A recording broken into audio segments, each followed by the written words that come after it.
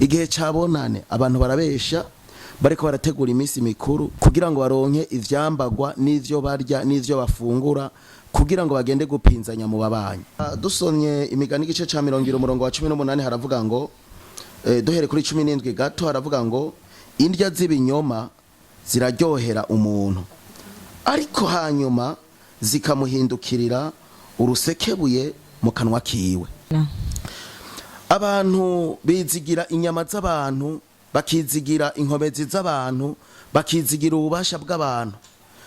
Abantu rero nico gituma Imana itabahezagira, kuko Imana iraraba ikibanza uyiha, yoyo igaca ikuramwo kuguru ikavuga iti wewe kuhisemwo kutampa icubahiro ngo mvugire, ngo wamamaze ubukuru bwanje, ngo wamamaze ibikorwa vyanje, ngo wamamaze inkomezi zanje, jewe ndarenganye. Kandi natwebwe twosenga vyoshoboka ko Imana itugirira anniversaire, vyoshoboka ko Imana itugirira umwaka mushasha, vyoshoboka ko Imana itugirira surprise. Ikibazo dufise nuko abantu tutayizera, barondera ivy'umubiri, barondera ibigaragara ariko ivy'impuhemu ntibagomba kubirondera. Nk'ubu tugeze mu iyi minsi mikuru, aba bana bacu tugenda twibaruka, amatelefone yashushe n'intoke zarushe, bariko barandika ama message, bandikira abasheri, abandi bandikira abagabo bafise abagore. Kandi ivyo ntibitangaje, ugasanga bariko bararandikira n'abakozi b'Imana, abungere, abajenama, abarimu. Tarsis Hope Ministry TV ni umuryango washinzwe ugamije gufasha abakene, imfubyi n'abapfakazi batagira kirengera, abana baba mwibarabara, abasangwa butaka, abarwariye mu bitaro ndetse n'imfungwa. Nawe nimba hari umusanzu wifuza gutanga, duhamagare cyangwa utwandikire kuri izo nimero ziri kuri screen.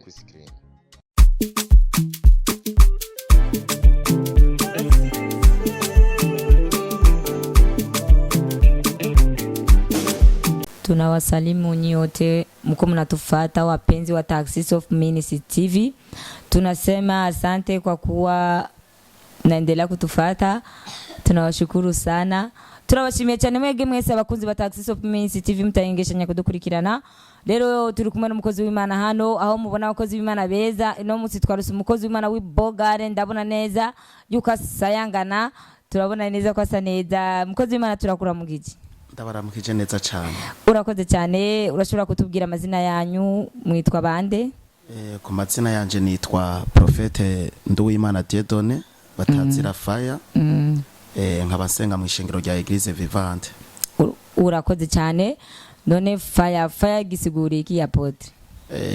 Fire ni icongereza mu rurimi rw'ikirundi bisigura umuriro. Rero na jewe na amayo mazina nayumvise gutyo nyene sinomenye ico bayakuyeko. Urakoze cyane. Nizere neza utahura mu gihugu cy'u Burundi. Wahora mu gihugu cy'u Burundi? Ego nahora mu gihugu cy'u Burundi kimwe gusa nari maze ibihe ndiko nganira n'Imana yanje. Urakoze cyane. Beshi rero bahora bantangaza, none Imana yawe muganira gute? Imana ko itaza ngaha ku isi muganira gute? Shishikara gutahuza abantu bariko baradukurikirana, Imana muganira gute? Imana uko ishobora kuganira n'umuntu, Imana yatanze ingabire isabagire. No kuvuga uko Imana ishobora kuganira n'umuntu, mushobora kuganira nayo mu buryo bwo kuyitazira, canke mu buryo bwo kuririmba, canke mukaganira nayo mu gihe ubujyanye ukaronka inzozi, ukaronka indoto, canke mukaganira nayo mu ijambo, kuko hari abadatahura ivyanditswe muri Bibiliya yera ko ari amajambo yahumetswe na mpwemu yera. Uko usoma Bibiliya niko wisanga uri kuruzuzwa mu gihe uyisomye wabanje gusenga, kuko abenshi barasoma bagasoma nk'ibinyamakuru ntibatahure. Rero hamwe n'ivyo mpwemu ni wagenda dutahuza kimwe ku kindi. Iyo ufashe umwanya ukwiye ugafuka mu gasenga ukayihamagara, ico gihe urasanga ubwiza bw'Imana bukuriko. Urakoze mukozi w'Imana, ego ukudusiguriye. Ndibaza yuko bariko baradukurikirana bavyumvise kandi babitahuye. Rero kuri no umunsi mu 12 hakunda kuba ibintu novuga ko ari byinshi ati gute. akunda kuba anniversaire y'abantu, akunda kuba impfu z'abantu, akunda kuba amaksida y'abantu benshi barakunda kugira amaksida, benshi barakunda kugira ama operation mu kuri 12. Si kuvuga rero ngo ni mu kuri 12 gusa, uyandi mezi yose. Mugabo hari ukwezi ubusanga Satani aba yasamye kugira ngo amira abantu, hari ukwezi ubusanga Satani aba yasamye kugira ngo yataka abantu, yataka ingabire kanaka nizoshobore gukora muri 2025, yatake ingabire yakora cyane muri 2024 ayizimye 2025, ahubwo azobe nk'ikirangari. Rero mukozi w'Imana turakwakiriye cyane kwa Taxis of Ministry TV, nizere ko ari ryo ryambere uhashitse. Niryo ryambere ndahashitse. Karibu cyane, uzotumire n'abandi uvuge ivyo wahabonye, utubere umugisha natwege tukubere umugisha. Turakwakiriye cyane rero, kaze, turaguhaye umwanya wisanzure, hano ni kwa papa, uvuga iki Imana yakurungikanye, turaguhaye kaze. Ego murakoze. Uyu mwanya mu mpaye ndawubashimiye ko mwemeye ko dusangira ijambo ry'Imana n'abariko baratubona kumbonesha kure. Nagomba ndabamenyeshe ko muri ibi bihe bishira Noel, abantu bavuga ko ari Noel, bandi bakavuga ko ari anniversaire y'umukiza wacu, by'ukuri nta buyanse, ariko ntituzi neza igihe uwo munsi n'itarike, ntituzi neza, ariko turazi ko yavutse, turabakiriso. Tukemera n'umwaka mushasha, nta muntu n'umwe atokwemera umwaka mushasha canke iyo umwaka uheze ku myaka yo bafise ntiyoreka kudashima Imana.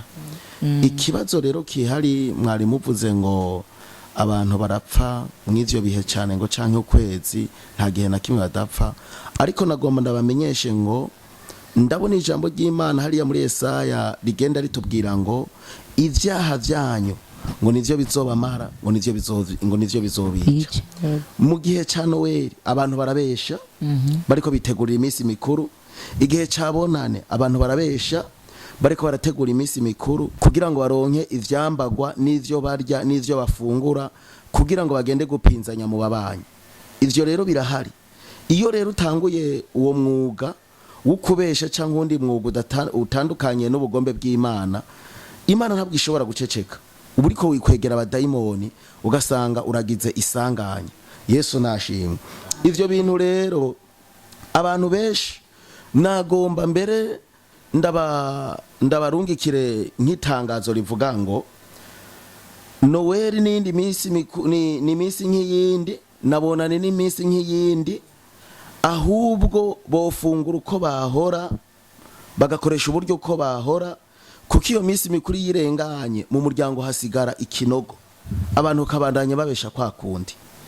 Igihe cyose yuriye ibintu bigashika mu nda, ataco upfa na mugenzawe, ubugize Noel, ubugize umwaka mushasha. Iyo bukeye bugaca mu gatondo ufise ingoga, ufise amaboko akwiye, urashima Imana. Imana yekugiriye umunsi mukuru kubuvyo utsora amahoro. Rero nca mbona ijambo ry'Imana hariya mu gitabo c'Imigani, igice caho ni ica 20, ingene abantu bashobora kubesha, bakagira ingorane, bakagwa mu masanganya mu buryo batazi, bagasanga bariko baracumura imbere y'Imana no ku bantu. Dusomye Imigani igice ca 20 umurongo wa 18 haravuga ngo, duhere kuri 17 gato haravuga ngo, indya z'ibinyoma ziraryohera umuntu, ariko hanyuma zikamuhindukirira urusekebuye mu kanwa kiwe. Yesu nashimwe. Kubijya urabijya uvyivye, ukabesha, ukesikroka, ukagurana, uwo mwanya bikaryoha. Mugabo ho bukera mu gatondo, iri jambo Bibiliya imbwiye ngo zikamuhindukirira urusekebuye, mu yandi majambo birashika mu kanwa hakagera igihe amajambo wavuze agaruka akagutega, akakubera isanganya. Rero uyu munsi abantu ntavyo bariko barabona, ntavyo bariko baratahura, biriko bibabera umutego. Ico nabahamagarira, jewe no bahamagarira kugira ngo bafukame basenge nkuko bahora, basenge ubudahumeka nkuko Yesu yabivuze, kuko Imana yacu ni nziza. Imana yacu nitera umukoshi, kandi iyo uriko urayisenga ico isavye irakigukorera. Nca mbona hariya ijambo ry'Imana riri mu gitabo ca Ngoma ya kabiri igice caho ni ca 32 ndabona umwami Sanikerubi umwami w'Ashuri atera abayuda. Ico gihe rero yarabateye yarabakankamira akabajugumiza akabateza ubwoba vyinshi akerekana ko afise inguvu kandi n'ingabo yaranazifise gusonzya abayuda. Ariko Hezekiya yari umwami nkunda cyane, yari umwami afise ukwizera kandi asenga Imana. Araraba guhaguruka ngo aje gutera amabombe canke inyampe, arabona ko atakoze yogenda, ariko acafata umwanya ukwiye wo gufukama arondera Imana ubudahumeka kandi yongera aremesha abantu biwe, hanyuma Imana irazihagarara mu ruhande rwiwe kandi nta nagasembwa yarafise. Ikibazo dufise abantu dusenga dutengase, abantu tugendanye inyonzo ku mugongo, niyo duhamagaye Imana bigatuma Imana itatubona. Muri Yesaya nyine nca mbona aho bamwe bigeze kumara imyaka irenga 70 bariko barasabira bene wabo nabi, hanyuma Imana irazira babwira iti ayo marira twebwe jewe Imana ku gicaniro ntayo nkeneye, musenga musabira bene wanyu ibigeragezo. Rero abantu ivyo rero barabifise, ntibazi kurondera Imana ngo babanze bitature n'Imana. Bagendana inyonzo ku mugongo, bagendana ibibazo, bagendana imibembe ku munwa, bagendana imibembe mu maboko, ariko nibashaka kuja muri Yorodani ngo boge bace ngo bihane, usanga bariko bariva yanga kujya kwingurube. Rero ijambo ry'Imana hano rirambwira duhereye ku murongo wa 4 Ngoma wa 2:32 umurongo wa 4 haravuga ngo nuko hakorana abantu benshi bazibira amariba yose n'umugezi waca muri iyo ntara, kuko bavuga bati mbega abami b'Ashuri bokwama baza basagaza amazi ari menshi. Nuko Hezekiya agumya umutima asanura uruzitiro aho rwari rwarasenyutse, aho agubakisha iminara, yubaka n'urundi ruzitiro inyuma yago, akomezana n'imiro mu gisagara ca Dawidi. Arondeza ibigwanishwa n'inkinzo vyinshi cane, ashiraho abagabisha b'ingabo bamenyereye ivy'intambara kuganza abantu, abakoraniriza hamwe ku nama kw'irembo ry'igisagara, ababarira amajambo yo kubaremesha ati nimushikame mushiramanga, ntimutinye ntimurandurwe imitima n'umwami w'Ashuri bo narirya sinzi ry'ingabo riri kumwe nawe, kuko uwo turi kumwe ahambaye kuruta abari kumwe nawe. Mu ruhande rwiwe hahereye inkomezi zabo umubiri, ariko mu ruhande rwacu haherereye Uhoraho Imana yacu ngo adutabare atugwanirire mu ntambara zacu. Maze abantu baremeshwa n'ayo majambo ya Hezekiya umwami w'Ubuyuda. Imana nidufashe, amen. Yes. Abantu bizigira inyama z'abantu, bakizigira inkomezi z'abantu, bakizigira ububasha bw'abantu. Abantu rero nico gituma Imana itabahezagira, kuko Imana iraraba ikibanza uyiha, yoyo igaca ikuramwo ukuguru ikavuga iti wewe kuhisemwo kutama icubahiro ngo mvugire, ngo wamamaze ubukuru bwanje, ngo wamamaze ibikorwa vyanje, ngo wamamaze inkomezi zanje, jewe ndarenganye.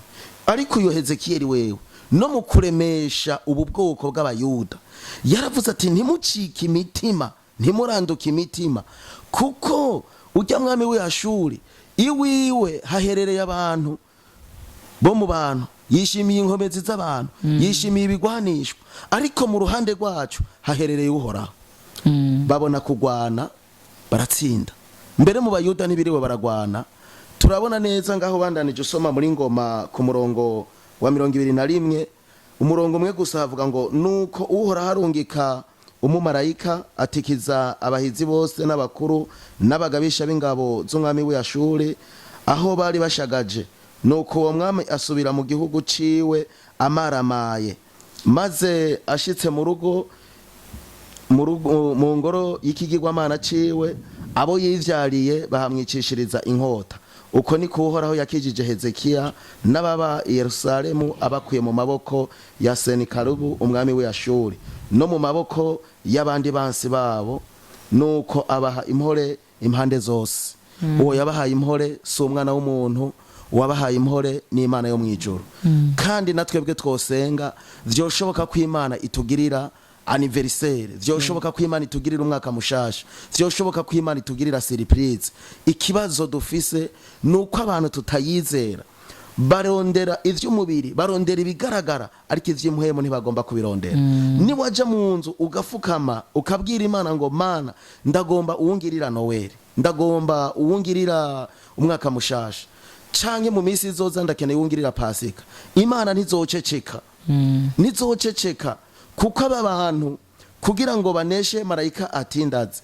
Uyu mukozi w'Imana Hezekiya yarafatikanije n'uwundi mukozi w'Imana Yesaya, bafata umwanya ukwiye wo gusenga barondera Imana. Imana ibona kubatabara. Ikibazo dufise ntituriko turabona muri urugendo ruja mu ijuru abo dukwiye kwifatikanya nabo, n'abakozi b'Imana benshi bagiye babijamwo, bamwe bagiye babivamwo, abandi bagenda bagwa. Rero harageze ko duhamagara Imana kugira ngo haboneke ikanguro, haboneke umuvyuro. Jewe nsanzwe ndongoye ministeri yitwa umugwi w'ukuri kw'ijambo ry'Imana, la parole de la vérité de Dieu. No kuvuga tuvuga ubutumwa bwiza ahantu hose, atarubibe, atamoko, atamacakubiri, atashengero. Birababaje mu bantu b'Imana ingene usanga bamwe bavuga ngo abanabanaka, ngo abanabanaka, ngo abanabanaka, ariko tugiye gusoma ijambo ry'Imana tuza gusanga mu bikorwa vy'Imana, Imana ntiyaraba ubwoko, yaraba ugororotse, ikaraba umuntu aciye bugufi. Niri juru turiko turarondera nta juru ryo mu Rundi rihari, nta n'iryo mu Nyarwanda, nta n'iryo mu Tanzania, nta n'iryo mu Kongomani, nta n'iryo mutwa, nta n'iryo mu Rundi ry'abantu bakijijwe, bejejwe, bihanye, bakakira Yesu Kristo mu bugingo bwabo n'umukiza kugira ngo abe muri bo, kugira ngo muhemu yera abe muri bo. Abo nibo bantu babona urugendo rwo kuja mu ijuru. Ikibazo dufita abantu tugenda twishingira uburimbi, ugasanga ngo jewe ngira idiniri, ngo sinojayo ngo bantumiye, ngo iri niri, ngo sinojayo ngo ibi nibi nibi. Ariko nagomba ndababwire ngo uwo wese Imana yahaye umuhamagaro wo kuyikorera mu kuri no mu mpwemu, kuko Imana ihamagaye umuntu ntimuhamagara cyo kimwe na kanaka. Hari habihamagara ikabakoresha mu buryo bw'indirimbo, hari habihamagara ikabakoresha mu buryo bwo gutamba, hari habihamagara bakabavugishwa, hari habihamagara bakaba abungere kujya dusanzwe tuza ry'amabango Imana yagiye itanga atandukanye. Rero ingabire z'Imana ni nyinshi, dukwiye kuzikoreramwo mu kwezwa, mu kuri no mu mpwemu.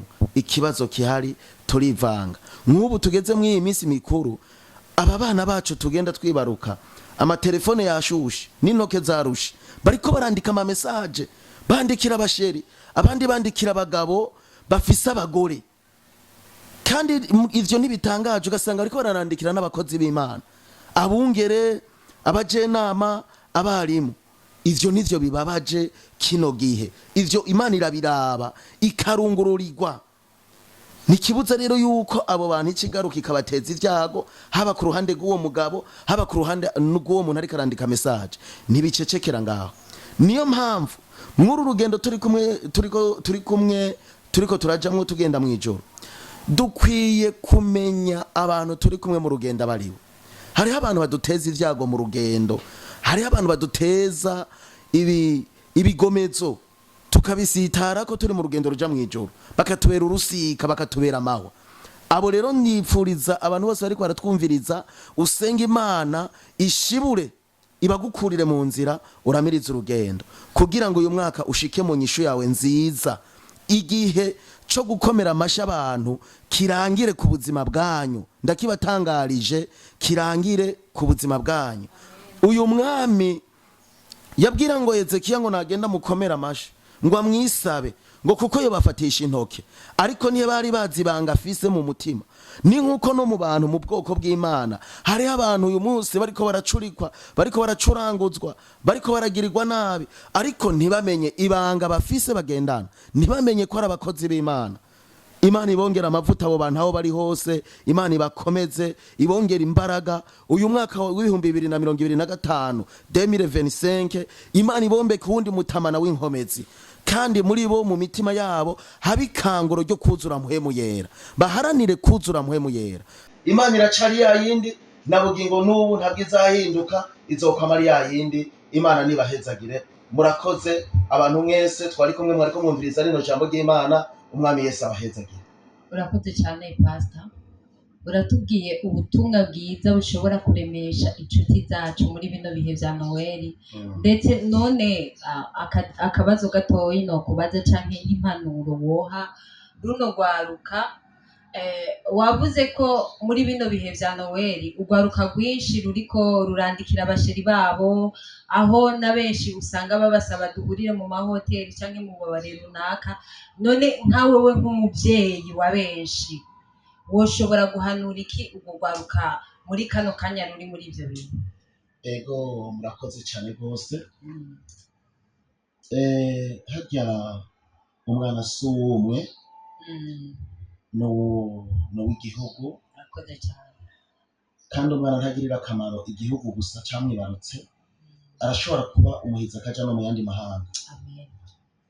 Jewe cari iciyumviro nari mfise, leta y'u Burundi yari ikwiye gukoresha abajejwe umutekano uyu munsi udasanzwe, haba mu mahoteli n'izindwi zibiri, abantu baja mu mahoteli atari abantu b'ingenzi bagiye kuryama canke bavuye ruguru, abajira mu mahoteli bakaba mare, bakaba maso, bakaraba uwo muntu aje kuryama mw'ihoteli ko ata wundi bazananye, kuko bazananye ubibona bakavyanka, n'igipolisi kikadufasha, kandi n'abavyeyi nabo nyene bakaba maso, kuko nta mwana ava muhira ati ngiye hatasavye uruhusha nyina. Hariho n'ababesha, bakaba mare, bakabanyira mw'iyi minsi mikuru ko ariho ahantu baja, bakaguma hafi y'abavyeyi, kuko umuvyeyi yariko arategurira umunsi mukuru abana, kubifise n'abatifise, aravuga ati bibondo nimugume hamwe, dusangire agasoda, dusangire ifana, turaza kuja kuramutsa tantine, niyo tantine yabona mukwiye turi kumwe araza kunezerwa, n'abavyeyi bahora bahasamarira. Iyumvire nk'umuvyeyi ahereza uruhusha umwana akagenda 2:00 akagaruka iyindi 2:00 y'ijoro, si mu ma examen, ntiyagiye kuramutsa umunyeshuri bigana, nta musaruro azazanye, ahubwo ivyo agiyemwo bizogaruka biteza ubukene umuryango. Ego rero ico nariko ndavuga, abavyeyi babe maso, igihugu turasavye leta y'u Burundi nayo nyene idufashe ibe maso, abajejwe umutekano babe maso, vyoba vyiza cane gose, vyotuma indero y'abana bacu igaruka. Kandi hariho n'ikindi kintu kiza gituma abana bacu baba nabi, ni abana uca usanga baraye mu bubare, ugasanga baraye baranwa, bamwe ari abanyeshuri bakononekara mu mutwe, abandi bakamwimogi, abo ugaca usanga abo bana bateye bagirwa, kuko kugarura umwana amaze kuja muri ivyo biragora, bisaba inguvu nyinshi, ariko inguvu zo guhanura zo zibanye usumvye aho umwana yoba yamaze kugira ingorane, ukawongera gukoresha inguvu urondera kugira ngo umugarure umushire ku murongo. Rero twasaba ko n'iyi minsi mikuru ya none abajejwe umutekano bodufasha, kandi mpora mbona babikora, Imana ibahezagire. Turashimiye abajejwe umutekano, duhora tubibona ku ma mariage hariya kuri Black, kwitanganyika, bahora baba maso cane gose. Turashimiye komiseri w'igisagara ca Bujumbura, ahora aba maso, je mpora ndabibona, ndatembera ngenda ndiyumvira ku kintu kimwe cose. Murabizi ko abantu baca bagerageza kuraba ahantu hegereye ububare, ahantu usanga ari danje, bakavuga ngo tugiye kuraba kuri Musée Vivant, muri ziriya nzoka n'izifise ubumara, tugiye kuraba ingona, tugiye kuraba hipopotame, imvubu.